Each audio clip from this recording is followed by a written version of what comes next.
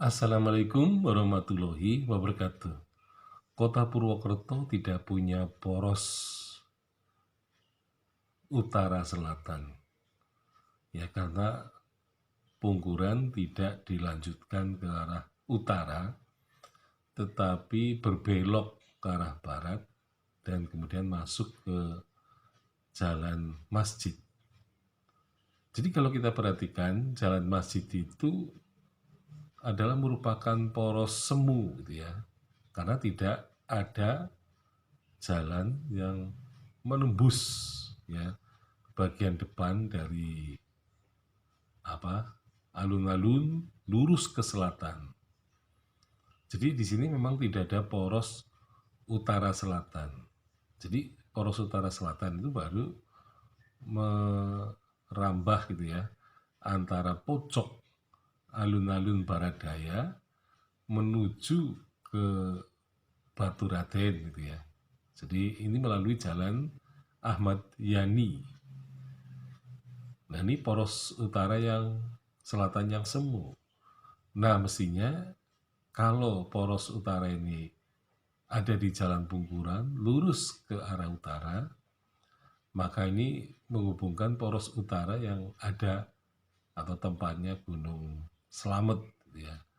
Nah kalau ke selatan mestinya ada poros, ada jalan juga yang menembus ke arah Sungai Serayu, atau poros yang sesungguhnya itu adalah lautan selatan.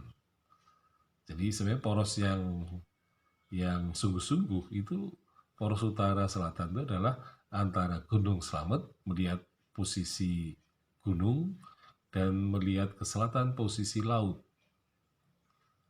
Nah ini sebenarnya sama dengan pandangan masyarakat Bali ya terhadap gunung dan laut ya. Jadi di Bali orang melihat ke orang Bali Selatan melihat melihat gunung itu ada di utara ya, itu disebut kaja. Nah sedangkan laut di selatan disebut kelot. Jadi kaja dan kelot itu adalah kaja utara, kelot selatan. Tetapi bagi orang Bali Utara, kaja dan kelot ini terbalik gitu ya. Jadi kalau di Bali Utara, kelotnya itu utara, kajanya itu di selatan. Nah ini tergantung dari posisi ya, posisi dari tempat di mana tinggal. Nah, Banyumas dan Purwokerto ini kajanya, ya, itu Gunung Slamet berada di utara, sedangkan kelotnya ada di selatan. Nah sebenarnya Purwokerto dan Banyumas itu porosnya adalah Gunung Slamet dan Lautan Selatan sebagai poros utara selatan, di mana di Kota Banyumas itu bisa ditampakkan dengan fenomena adanya jalan Pungkuran yang ke utara dan juga jalan Residen yang ke selatan. Nah sehingga memang di Banyumas digambarkan secara ya kota yang sistematis, karena memang kota Banyumas itu sudah direncanakan seperti tata kota Keraton Mataram, dan kemudian ditambah dengan tata kota ketika Belanda memasuki kota Banyumas. Jadi ada dua itu ya yang menonjol, sehingga kemudian jalan-jalan raya di kota Banyumas juga dilebarkan gitu ya, dilebarkan baik itu yang sisi barat itu jalan Kulon misalnya, dan juga sisi timurnya. Jadi sebenarnya jalan-jalan itu memang sengaja dibuat secara lebar supaya transportasi daratnya bisa lebih lancar itu ya. Tetapi titik pungkurnya, jalan pungkurnya memang terputus oleh Sungai Serayu. Nah, tetapi meskipun begitu, ya tidak sampai ke utara. Nah, ini Kota Banyumas sudah menggambarkan poros utara dan ke selatan.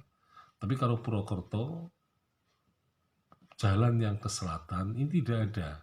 Jadi mestinya ada poros gitu ya, utara selatan, tetapi porosnya itu di samping ya. Jalan masjid itu adalah poros samping, bukan poros tengah, yang kemudian ke arah selatannya tidak terhubungkan oleh jalan, sehingga di situ katakanlah mampat ya, tidak ada jalan lain. Nah, tetapi sebenarnya ini memang suatu keanehan. Kalau misalnya itu jalur utara selatan itu digambarkan dengan gedung ya, asisten residen di Purwokerto, maka sebenarnya di depan atau seberang alun-alun minimal di situ dibangun gedung asisten residen Purwokerto. Ya, supaya saling berhadapan seperti halnya pendopo dan rumah Kabupaten Banyumas berhadapan dengan gedung residen Banyumas. Nah, mestinya rumah dan pendopo Bupati Purwokerto berhadapan dengan asisten residen Purwokerto. Nah, tetapi ternyata bahwa gedung asisten residen itu malah tersingkir ya ke arah barat dan berada pada posisi yang terpencil karena berada di dekat Sungai Banjaran, sehingga posisinya tidak saling berhadapan ya, bahkan bisa dikatakan jauh gitu ya. Jadi memang asisten residen Purwokerto gedungnya menghadap ke utara. Nah, pendopo menghadap ke selatan, tetapi tidak berhadapan-hadapan karena gedung asisten residen Purwokerto ini bergeser ke arah barat dan terlalu jauh dari posisinya. Nah, barangkali itu terjadi karena di sebelah selatan alun-alun Purwokerto itu memang tanah gerusan ya, akibat hujan deras menyebabkan tanah di situ tidak datar ya. Artinya sudah berbentuk pereng ya. Nah, ini jadi pereng itu terjadi karena hujan deras yang terus-menerus, tanah di situ dikikis oleh air hujan sedikit demi sedikit, sehingga tanah itu lebih rendah atau jauh lebih rendah dari tanah lainnya. Nah, terutama dengan kehadiran kali luhur ya, yang berada di dusun Paguwon. Sekian, Assalamualaikum warahmatullahi wabarakatuh.